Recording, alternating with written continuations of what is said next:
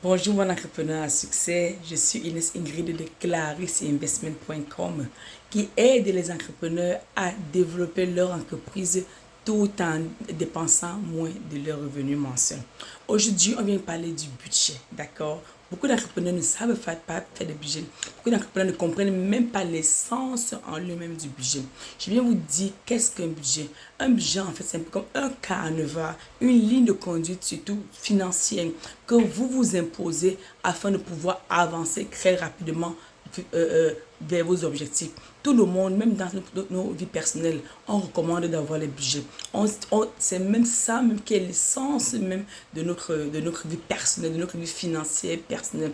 Parce que c'est même ce budget qui définit même où ira ton argent, quelles sont les dépenses qui sont en fait importantes, comment tu dépenses même ton salaire ou les revenus que tu reçois et qu'est-ce que tu dois mettre en priorité dans tes dépenses. Ce matin que je viens parler uniquement d'entrepreneuriat parce que je suis celle qui forme les entrepreneurs à avoir cette gestion financière en passant par les stratégies comme celui-ci. Pourquoi on doit avoir un budget? Le budget permet à un entrepreneur de pouvoir, ça garantit sa profitabilité. Quand tu es un entrepreneur, dès que tu établis un budget pour ton entreprise, la profitabilité de ton entreprise, elle est automatique. Ton entreprise devient rentable de façon automatique. Parce que ça te permet en fait de faire une priorité sur tes dépenses et d'avoir le contrôle sur les dépenses qui passent dans ton entreprise. Disons par exemple que vous voulez peut-être budgétiser l'acquisition d'un ordinateur, alors d'un matériel de production dans votre entreprise. Pourquoi voulez-vous le faire? Vous allez vous asseoir et vous dire et obtenir les raisons de l'acquisition de ce matériel. Bien sûr, en ayant déjà observé le fonctionnement de cette machine et surtout les bienfaits que cette machine apportera à votre entreprise. Et par conséquent, vous allez également regarder les dépenses.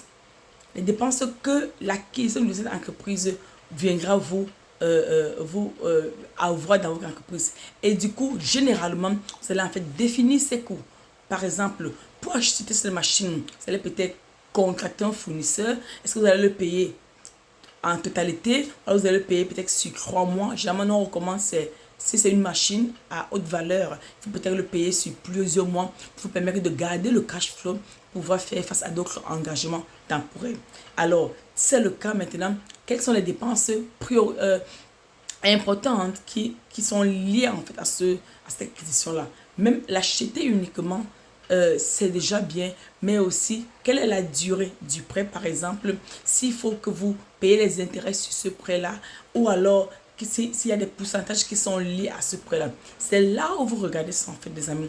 Parce que toujours est-il qu'on n'acquiert pas pour acquérir, on n'achète pas pour acheter, mais toujours est-il quand on le budgétise à l'avance, forcément et très clairement, on observe en fait la puissance derrière cette acquisition, le pourquoi même est répondu, et à la fin de la journée, on l'achète et on est très fier de l'acquisition.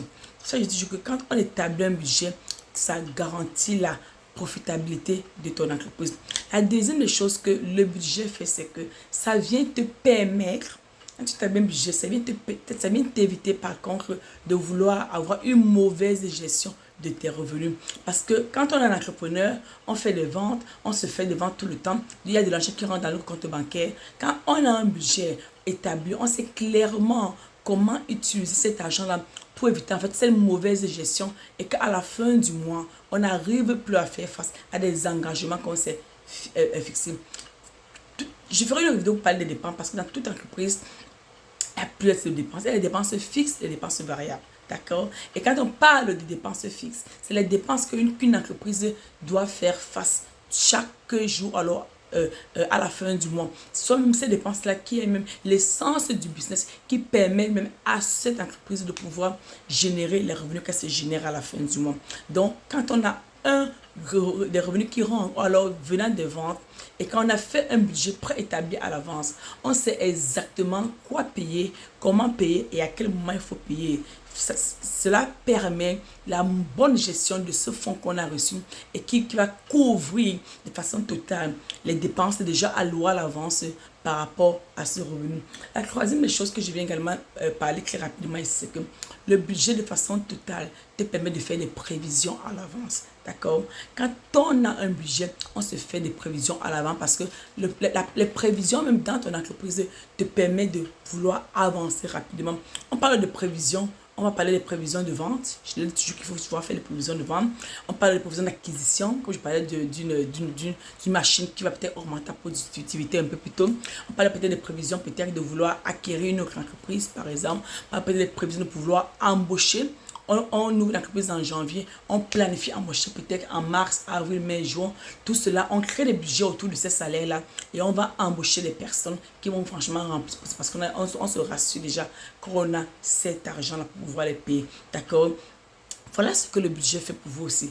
Et toujours est-il que même avant de parler de budget, on va d'abord s'asseoir et parler d'objectif. Quel est l'objectif de mon entreprise?